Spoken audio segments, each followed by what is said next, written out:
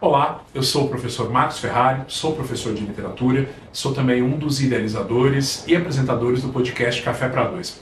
E hoje eu estou aqui para conversar com você sobre a prova de português do vestibular da FUVEST e, dentro dela, a parte de literatura. Não quero conversar sobre uma obra em especial, sobre um autor, eu quero falar sobre a prova em geral, ou o que você pode esperar dela, né? Como se preparar melhor para ela e como enfrentá-la sem medo, né? Não precisa ter medo.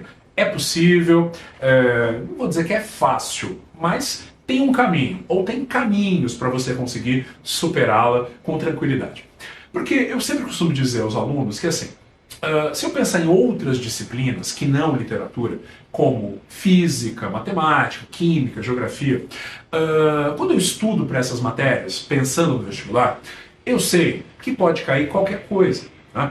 Óbvio que dentro dessas disciplinas tem aqueles temas que são mais frequentes, aqueles temas que a FUVEST gosta mais ou gosta menos de cobrar, mas, na realidade, pode cair tudo. Então a gente nunca sabe exatamente o que vai ser cobrado, então a gente tem que estudar a matéria por inteiro, né?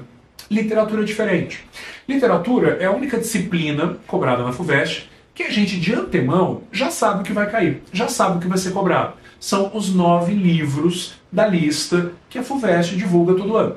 A FUVEST jamais vai te fazer uma pergunta detalhada, uma pergunta de enredo sobre um livro que não estivesse nessa lista que você teve um ano para ler, para estudar, para se aprofundar.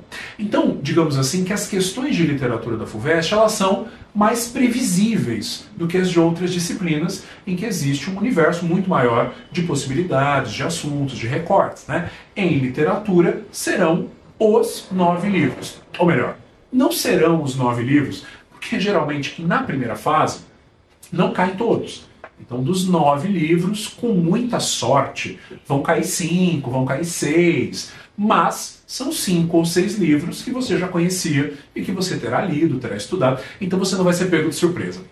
Porém, apesar dessa característica, né, apesar de em literatura a gente já ter mais ou menos uma ideia do assunto das questões, quando a gente analisa os dados que a FUVEST divulga sobre os seus exames, a gente percebe que as questões de literatura são aquelas que têm o maior índice de erro, o que é curioso, por conta dessa característica que eu acabei de te apresentar. Então deve ter alguma coisa, alguma forma de se preparar para essa prova que vai garantir a você a aprovação, que vai garantir que você gabarite essas questões e que muitas vezes não está só na leitura dessas obras, né? Tem um salto aí que é importante que a gente dê para que a gente tenha um bom desempenho nessa prova.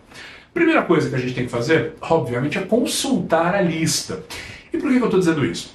Porque se você fizer o seu vestibular este ano, nós estamos no ano de 2023, você vai fazer a prova agora, no final do ano. A segunda fase geralmente acontece no mês de janeiro, em anos normais é sempre em janeiro, para você ingressar no seu curso na universidade no ano que vem, 2024. Então, quando você quiser procurar informações sobre o seu vestibular, você vai procurar a lista de leituras da FUVEST 2024. Ou seja, o exame que você faz em 2023 é para entrar na USP em 2024. Senão você vai procurar a FUVEST 2023, mas a FUVEST 2023 já aconteceu. E a lista de livros era diferente, né? Houve algumas trocas para este ano, que é o ano da FUVEST 2024. Então você pega essa lista e você vai descobrir que são 9 obras, pela ordem cronológica. Maria de Dirceu, Tomás Antônio Gonzaga, obra clássica do arcadismo brasileiro. Depois, Quincas Borba, Machado de Assis, maior, mais importante escritor nosso aqui brasileiro. Depois, alguma poesia, um livro de poemas do Carlos Drummond de Andrade. Mensagem, Fernando Pessoa, modernismo português. Depois, Angústia, um livro da segunda geração modernista, um romance do Graciliano Ramos. Depois, nós temos Romanceiro da Inconfidência, da Cecília Meirelles.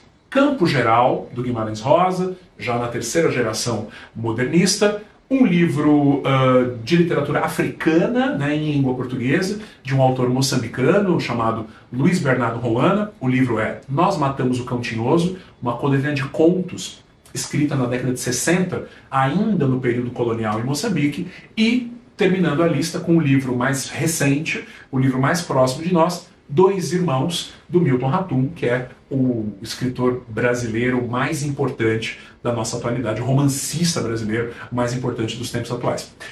Por que eu dei a lista em ordem cronológica?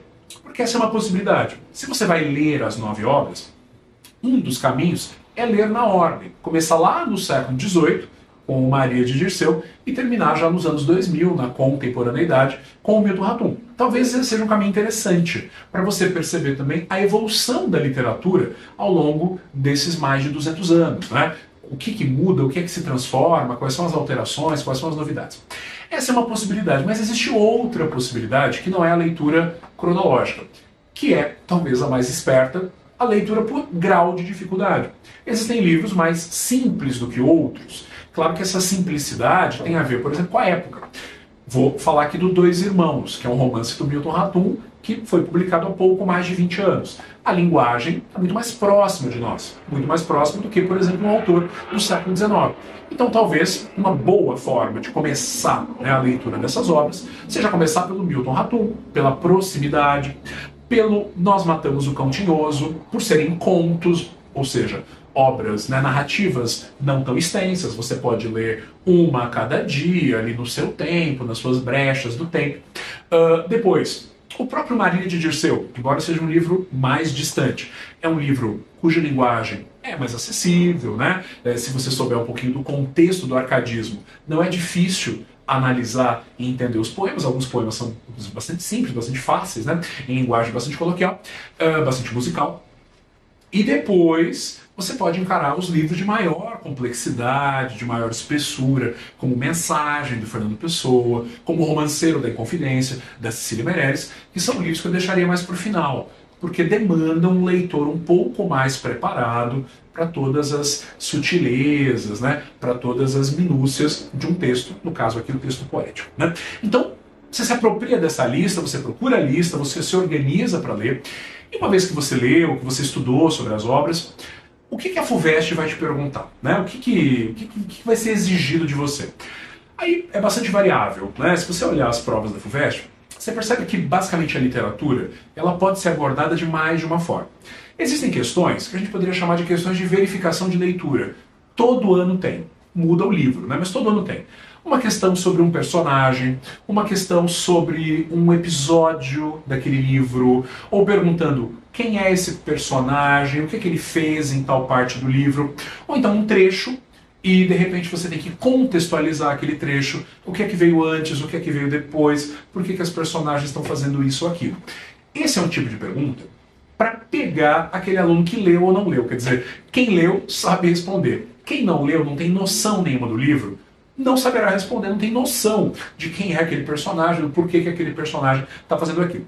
Então existe um tipo de pergunta que é mais direta, que é mais uma pergunta de verificação, que aí ela vai exigir, não exatamente uma análise do livro, uma compreensão profunda do livro, mas leitura, né? Conheço o enredo, conheço a história, conheço os personagens.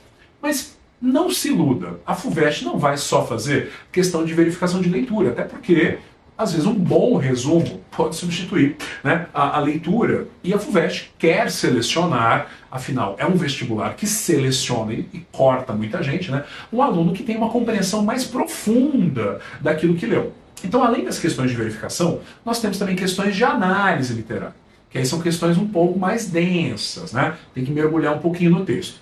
E aí dentro da análise literária tem vários caminhos. Por exemplo, um que sempre acontece e pode aparecer no seu exame este ano, é uma questão comparativa. A FUVEST adora pegar os 9 livros da sua lista e misturar, cruzar, comparar, ou por semelhança ou por diferença.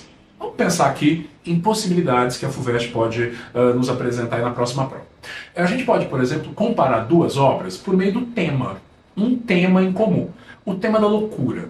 Ele é um tema que está no Quincas Borba, né? Quem leu Quincas Borba, quem sabe alguma coisa sobre ele, sabe que é um livro sobre um personagem, o Rubião, que à medida que né, na medida em que ele vai para o Rio de Janeiro, em que ele enriquece graças à herança do Quincas Borba, ele passa por um processo de desagregação psíquica, ele se transforma, né? E ele termina o livro não só louco, alucinado, abandonado pelos seus ex-amigos, mas também termina na miséria, né? Só que esse processo, né, de enlouquecimento do Rubião, de alguma forma a gente poderia comparar com o processo de um outro personagem, que é o personagem Luiz da Silva, do romance Angústia, do Graciliano Ramos, né? Que também é um personagem atormentado pela culpa, um personagem cuja narrativa mescla presente, memória, alucinação, né? Ou seja, é um personagem num estado de tormento tão grande que já não consegue mais separar essas três esferas, né? Da realidade, da pura fantasia, da pura memória. Ou seja, são dois livros que tratam do tema da loucura por meio dos seus personagens principais. Qual é a diferença? Ou melhor, a grande diferença que separa esses dois livros, né? No Quincas Borba, do Machado, o narrador é em terceira pessoa.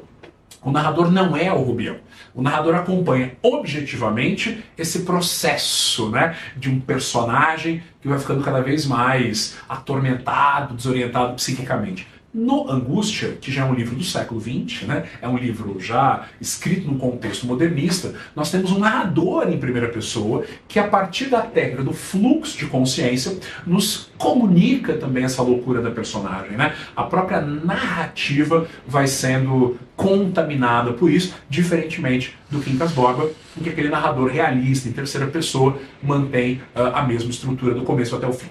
Vou pensar em outro tema. O tema da infância, a representação da infância. E a gente consegue juntar dois autores e dois livros muito diferentes, como Campo Geral, centrado no amadurecimento do Miguelin, né, o seu protagonista, ou Nós Matamos o Cão Tinhoso, do Rolando. Outra possibilidade de comparação seria não mais por um tema, mas por um contexto histórico e cultural semelhante. Por exemplo, Romanceiro da Inconfidência, que é um livro da Cecília Meirelles, em que ela reconta liricamente o episódio da Inconfidência Mineira no final do século XVIII, em Vila Rica, Minas Gerais, lá na época da sociedade mineradora. E um dos personagens que aparece no livro da Cecília Meirelles é, entre outros personagens históricos, né, reais que ela representa, é o Tomás Antônio Gonzaga, que é o autor do livro Marília, de Dirceu, que também está na lista. Então a FUVEST pode muito bem pedir para você associar essas duas obras, ou perceber que a Cecília Meirelles, ao recontar a história da Inconfidência, ela mistura realidade histórica e ficção, e literatura.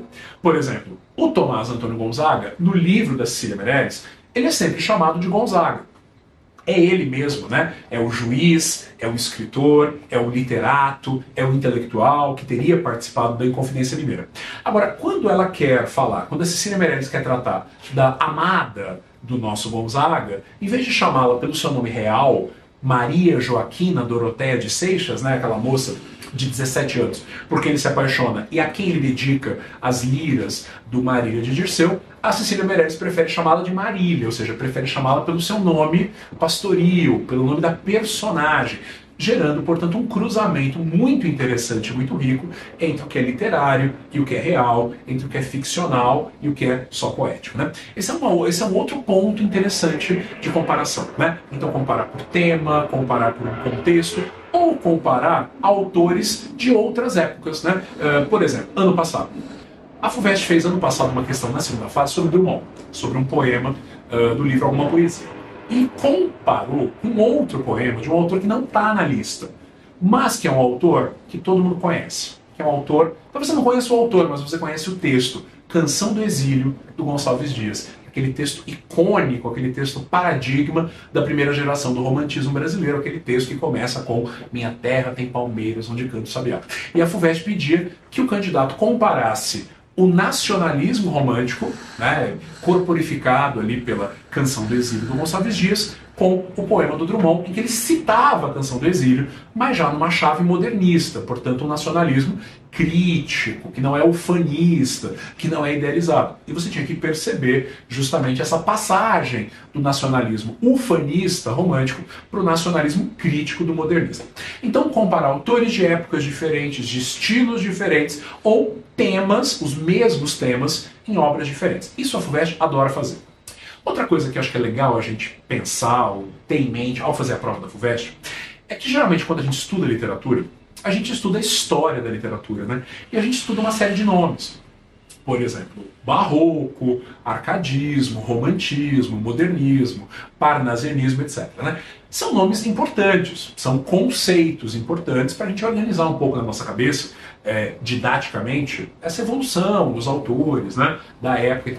Mas são conceitos problemáticos também, né? Porque não dá para a gente imaginar que numa época, ou durante um século, todo mundo escrevesse igual, todo mundo escrevesse do mesmo jeito, né? Ou todos os autores se parecessem.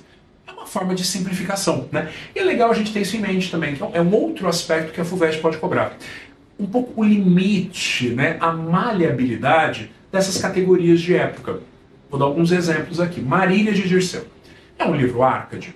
Com certeza, né? É um livro que reúne todas as convenções ou clichês da poesia neoclássica, do Fugere Urbem, do Locus Amenus, do Carpe Diem, em linguagem simples, temática bucólica, pastoril, mas ao mesmo tempo que ele é um livro 100% Arcade, incontestavelmente Arcade, a começar pelo disfarce do poeta em pastor, né, que era uma coisa muito comum na época, a musa, né, poemas dirigidos a uma musa, todos os Arcades faziam isso. Ao mesmo tempo ele é um livro que na sua segunda fase, quando o Eulírico está preso numa masmorra, né, lamentando a ausência da sua amada, ele flerta com o romantismo, né? Ele antecipa alguns elementos da poética romântica. E esse deslizar, né, do arcadismo para o romantismo mostra o quanto essas categorias são discutíveis, né? É a mesma coisa o realismo do Machado de Assis, né? Um escritor que está muito além dessa categoria e que em muitos aspectos contraria, né? Se a gente pensar, por exemplo, o quanto o realismo, como um movimento literário da segunda metade do século XIX, se apoiava em critérios científicos, né? Positivistas, deterministas, darwinistas, para explicar os comportamentos das personagens em bases racionais e analíticas, né? Isso é uma definição do realismo. Mas a gente sabe que o Machado de Assis não é assim, né? O Machado de Assis é um autor que pega o realismo e vira ao avesso. Aliás, vamos lembrar, né? O primeiro livro realista da literatura brasileira, Memórias Póstumas de Brás Cubas, onde a personagem Quincas Borba apareceu pela primeira vez, é um livro narrado por um defunto de trás para frente, né? Ou seja, nem um pouco realista, muito menos verossímil.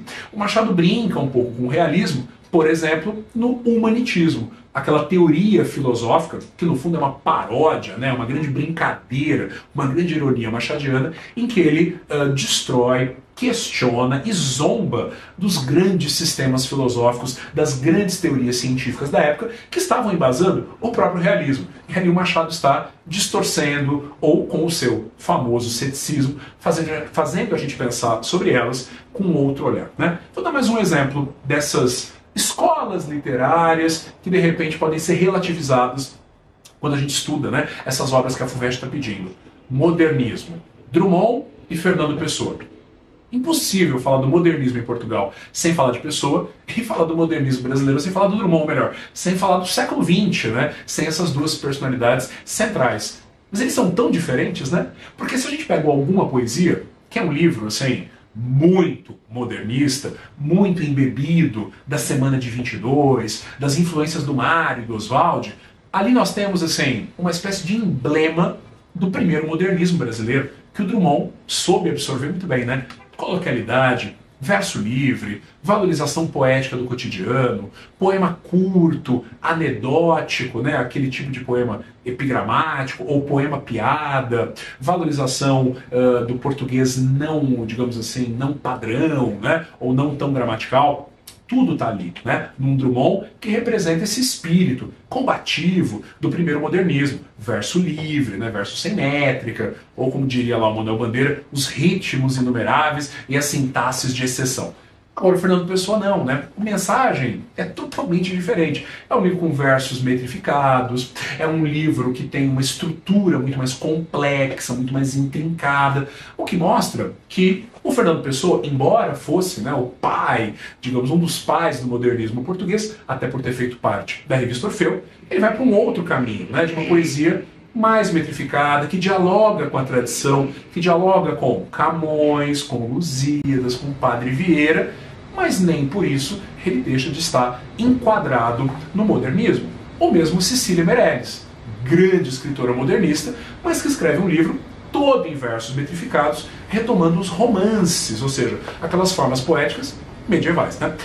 Outro ponto interessante para você pensar, além das comparações, além da relação com as estéticas, com as escolas literárias, é você pensar também que a FUVEST, ela sempre vai exigir de você que você perceba a forma do livro, né? Que você saiba analisar a forma e relacioná-la às questões sociais, às questões históricas, né? Quer dizer, esse contato entre literatura e sociedade, a literatura e a sua época, é outro caminho que a FUVEST sempre, sempre, sempre privilegia.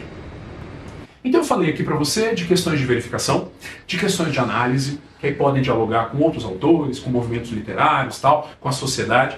Mas, às vezes, isso acontece, certamente vai acontecer na sua prova este ano, a FUVEST pode usar as obras literárias, trechos de obras literárias, para fazer questões que nem sempre são questões de literatura. Podem ser questões de língua portuguesa, ou de gramática, ou de análise linguística. Né? A gente sabe que a FUVEST não é assim grande fã da gramática normativa, né? Aquela gramática cheia de regras que a gente decora na escola. Geralmente a FUVEST tende a encaminhar você para uma gramática mais contextualizada, mais reflexiva, e muitas vezes o texto literário pode servir para questões de língua, né? De análise linguística. Agora, não precisa se desesperar também, porque embora a FUVEST possa fazer muitas perguntas, existem alguns tópicos da língua portuguesa que aparecem muito na prova da FUVEST e que você deveria privilegiar no seu estudo e no seu preparo para a prova. Por exemplo, um assunto, um tópico, um tema que a FUVEST adora valorizar é morfologia. Formação de palavras, né? Formação de palavras por sufixação, prefixação, composição. Imagina, por exemplo, um autor como Guimarães Rosa, né? Que é um autor que cria palavras, que se usa de prefixos de outras línguas e junta com sufixos do português. Então essa é uma entrada que certamente a FUVEST em algum momento vai privilegiar. Fazer com que você aplique os seus conhecimentos de morfologia, de processos morfológicos, de análise, né? de formação de palavras, por exemplo, em Guimarães Rosa, mas poderia ser em outros autores. Outro tópico muito cobrado pela FUVEST e que se casa perfeitamente com literatura são os tipos de discurso. Lembra? Discurso direto, discurso indireto livre, saber reconhecer cada um deles num texto. Vamos pensar, por exemplo, no Quincas Borba, que é um livro em que o Machado de Assis introduz na literatura brasileira o discurso indireto livre, aquele em que o discurso do narrador se mescla, sem pontuação, sem aviso, a pensamentos e falas da personagem. A FUVEST ama pedir para você ou identificar discursos ou transpor de um discurso para outro. Outro tema que a FUVEST adora: semântica, sinônimos, antônimos, hiperônimos, hipônimos, ou seja, trocar palavras por outras de sentido semelhante ou de sentido contrário, ou encontrar hiperônimos, né, que são palavras de sentido mais geral em relação aos hipônimos, que têm sentido mais particular. Questões de coesão, isso é fundamental para qualquer vestibulando, né? Conectivos, conjunções, relações de sentido entre frases, outro tópico que a FUVEST vai cobrar, e claro, né, aquele que é indispensável para quem quer responder questões de literatura, figuras de linguagem, né, metáforas, hipérbatos, hipérboles, metonímias. Eu sei que os nomes são complicados, mas esse é um assunto importante, e geralmente essas figuras aparecem vinculadas aos textos literários, a trechos ou a poemas tirados dessas obras. Então, verificação de leitura vai exigir de você a leitura, ou pelo menos a leitura de um bom resumo, e você tem que saber pelo menos quais são os personagens e os principais acontecimentos. Análise literária. Aí você precisa de uma boa aula, de um bom material que te dê uma visão mais ampla daquele texto, daquele autor, dos textos que conversam entre si, ou das épocas, etc. E questões em que você vai ter que usar os seus conhecimentos de língua portuguesa para analisar a construção do sentido num texto ou outro que a FUVEST vai escolher.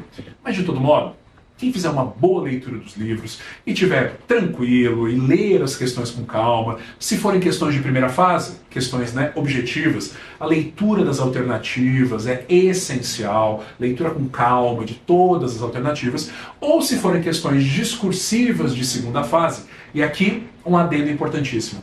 não importa qual seja a carreira que você está pretendendo cursar, né? Humanas, exatas, biológicas, medicina, engenharia, a prova de português da segunda fase é obrigatória para todo mundo.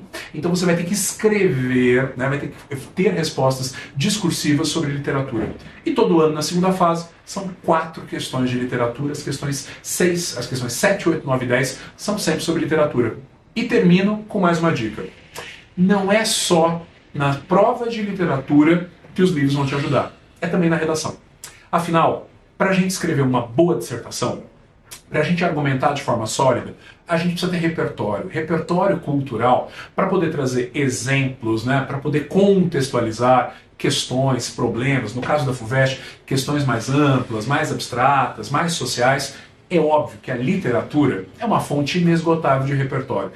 Então é isso, boas leituras, vamos nos aproximar desses livros, desses autores apaixonantes, bons estudos e um excelente vestibular para todo mundo. Tchau, tchau!